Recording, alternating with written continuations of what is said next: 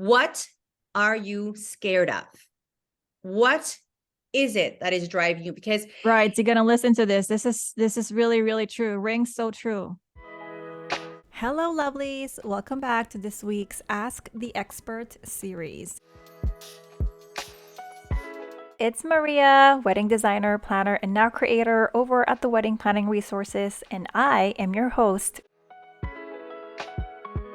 This week's guest is Nadia Tenorio. She's a certified life and leadership mindset coach who works with leaders who are passionate about learning and evolving. She will help us boost our mindset and take us one step closer to our goals. Thank you, Nadia, for being here.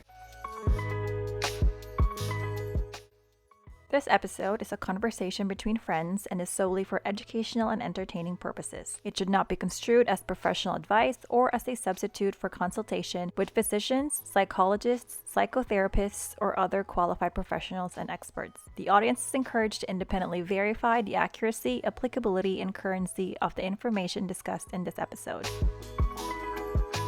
Nadia, we have a question from Annika, and she asks, what are the signs I have to watch out for to know if I am about or I am already experiencing excessive stress and being overwhelmed while wedding planning? That's a really good one. That is a huge one.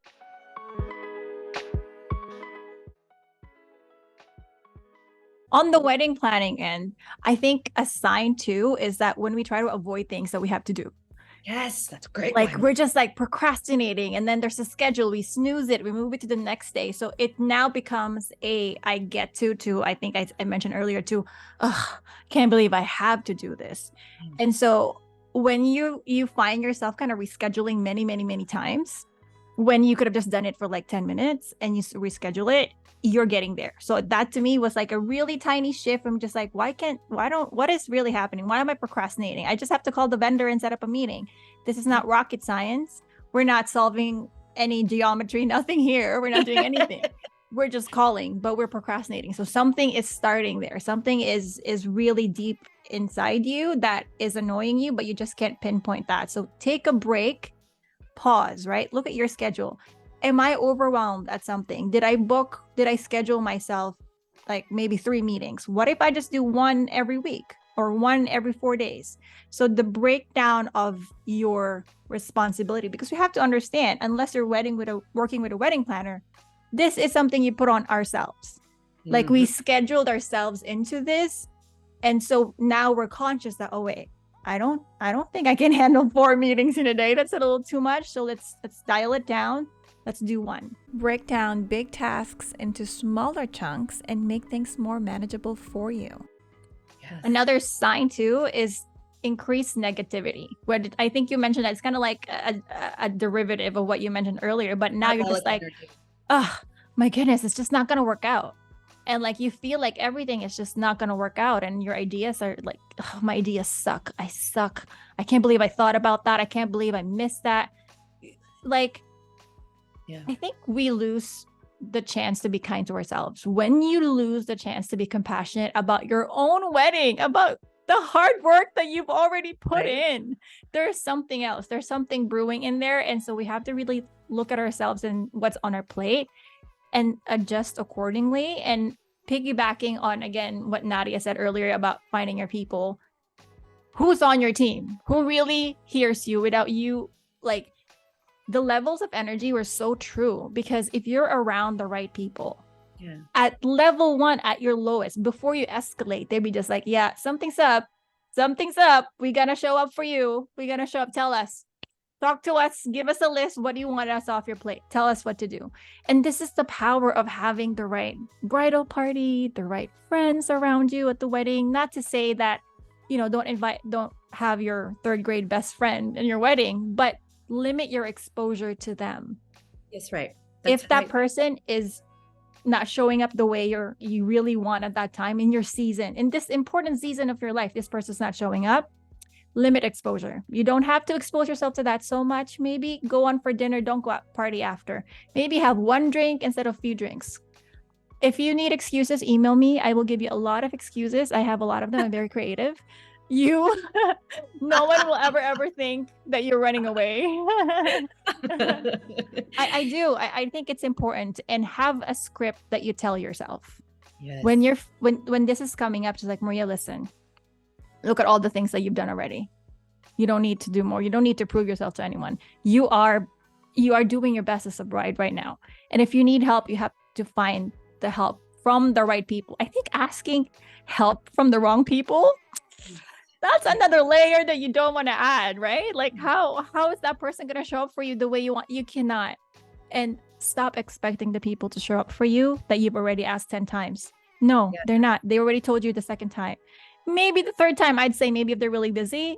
But you have to move on to the next person. You have to find an online community, a coach, someone that will be there for you to really understand, not just brush it off and be just like, oh, you're just being picky. You're just too much. So what? No, it's important to me. Yeah, sure, we can move past this, but right now this is important to me, and I'm going to talk about it. And I want to be around someone that understands me and sees me, not because you think I'm picky, not because you think I'm too much of a bride, but because, listen, this is me. This is my first time doing this. I don't know either. So are you going to show up for me? Like, how are you going to show up for me? Right?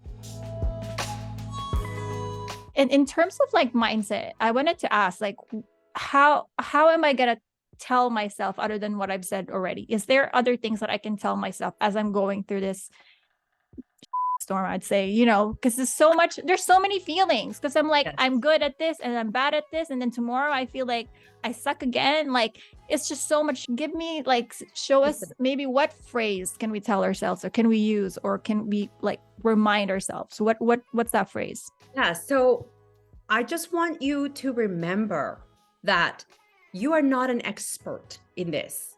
You're dabbling, right?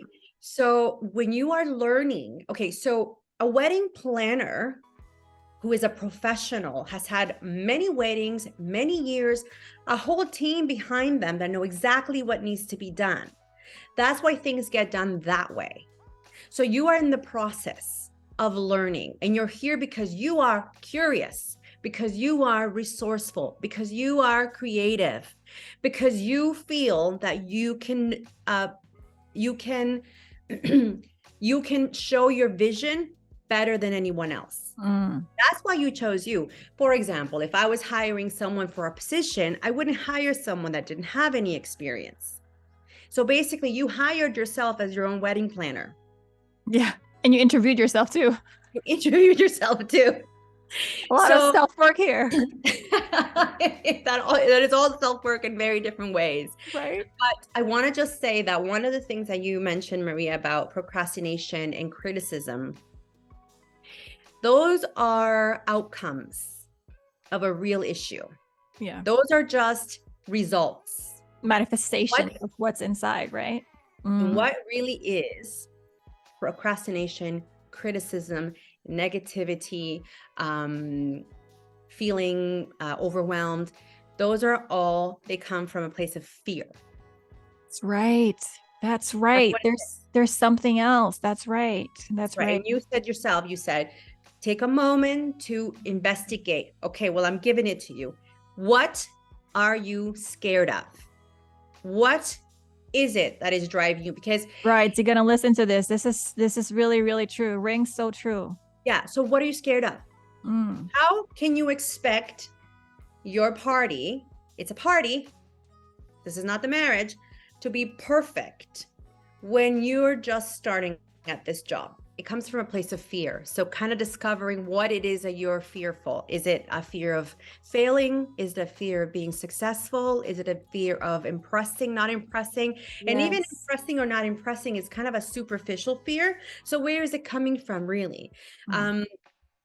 There's a technique that I work with where we call them the blockers, energy blockers. And that's literally what it is. It's your energy and how it's blocked. And there's four things. One is your limiting beliefs. Yes. So what limiting beliefs are you inputting into this journey? What did you bring? What limits you? Yeah. Absolutely. The second one is assumptions. And assumptions are things like, if I ask my mom-in-law to do this, she's going to respond that way because last time I asked her. So it's because you're asking for A, you assume that B is going to happen because B happened last time. Yeah. So it stops us a lot of times from asking, because each opportunity is different. So maybe your mother-in-law did not want to watch your kids, but is more than willing to go cake shopping with you, if that was a question, right? So you don't know that. So limiting beliefs, assumptions. What is the other one? Interpretations. Oh my God, this is a huge. It's like, I agree. Huge one. I think it's related to assumption too, in a sense, right? Because you think, assumptions is something is going to happen again because it did before. So it's like coming from a past experience, like referencing a past. Okay. Exactly. So let's say Maria, you should ask your boss for a raise. No, I'm not going to ask for a raise because I already know that they're not going to give me the raise. I've only been here for 6 months. Gotcha. That was 8 months ago, or that was 4 months ago, right? So it's kind of like just understanding. Interpretation is an intellectual story that we tell ourselves about what happened. So you and I are a different opposite side of the cameras. Your takeaway from today's encounter is going to be your interpretation, right? You might go, that was really productive. That was really fun. I'm going to be like, oh, I should have done more of this. And I didn't say more of that. Meanwhile, we both showed up to the party, right? A car accident could happen in front of us, but I'm on this side of the street and you're on that side of the car. We saw two different things, similar, but not. So limiting beliefs, assumptions, interpretations. And the last one, my favorite, it's called the gremlin. Ooh, tell me more about this gremlin. I feel like I have a lot of them. And the gremlin is that inner voice inside of us. And that inner voice that comes with the message. I am not blank enough. Agreed. So what's the fear here? I'm not rich enough. I'm not beautiful enough. I'm not thin enough. I'm not organized enough. What is the fear? I'm going to be judged. I won't feel like I lived up to what everybody's expecting me to be. Yeah. Absolutely. Absolutely. And once you uncover those things, then you can understand what your real fear is. Sometimes we think we're fear of failing, but it's actually we fear success. Yes. Yes. We don't know the difference. So we stop trying because we know we're capable. And you don't have that friend where you're like, oh my God, if that person could just, they're so bright. Yeah, they're so bright. Why can't they just figure it out? And I'm going to piggyback on what you said about the gremlin. So with my kids, I name them Shadow. So when they say, oh, I'm so stupid, I'm like, is that you talking?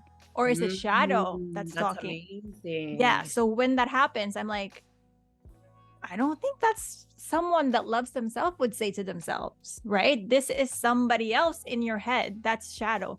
But naming that voice is, I think, very helpful. Even for me as an adult, I do that. I'm like, listen, this is not me. This is a part of me that's talking to me, that's saying I'm not good enough. That's saying what I have done is not enough. But if I look at it really with the effort that I've done, with how I pushed myself and how I showed up, I've already did amazing. And I don't know who this voice is. I don't know that person. Bye-bye. But it's also good to thank that person. Thank you for showing up, because now I realize what I am capable of, of doing, like what I can show up for. But I don't think you should beat yourself and listen to that voice altogether. Work with the voice, listen to it, give it space. It exists. It will always exist. It helps us in so many ways, but to a point where do not cross this line. Right? Like, you can stay there. I can listen to you, but you cannot come near me. You cannot come near me. I will listen to you, but no, this is my experience. This is my wedding. Why would I ruin my own wedding planning experience and my own wedding? Yes. Right. Yes. Like, just ask yourself that before but you know what? Once you lash out, you lash out. So be kind to yourself still. Just because you're stressed doesn't mean you're a bad person. Just because you're going through overwhelm and like hate everybody around you, like your husband just like touches your shoulder, you're just like, why do you have to breathe? It's like you're breathing from across the room. Why are you even existing right now? What do you mean? You went to work? Why did you go to work? Like, everyone is annoying, right? Yeah. So yeah, be kind to yourself. I think. Nadia, what is your biggest takeaway here in terms of like what they're feeling is right now? Because they're really feeling overwhelmed. What's the message you're gonna tell them? Well, my message is this is a process, this is a journey, okay? And remember, just like Maria said, you have an ally within you already, right? That has stopped you from doing really crazy things in the past, right? So even though gremlin comes from a place of fear, it also comes from a place of love because love starts with everything. So True. be an ally to your voice.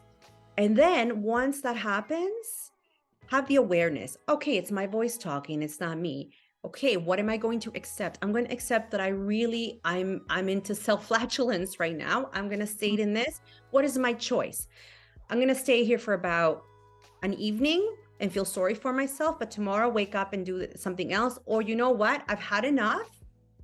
These are the changes that I'm going to make. So know that you are the person that's going to get yourself out of here. And if you are unsure how to do that, please go find someone that will help you and guide you. But you got this. You got this. I would want to say too, just before we end this episode, just have coffee with the person that is upset at you, and that's usually you. So sit down, just have coffee. We just like, listen, Maria, yo, man, something's up, bro. Like, what are we doing? Why are we talking? Like, we love ourselves. Why are we showing up like this? Like, really be honest. And sometimes that's really hard because weddings, there'll be 10 vendors calling you, your uncle, your cousins, like, where are we gonna, there's a lot of things. Silent your phone. You don't have to always have it on loud, okay? You can put it on vibrate. You don't have to look at it for a little bit unless someone is absolutely life and death. Obviously, hopefully not.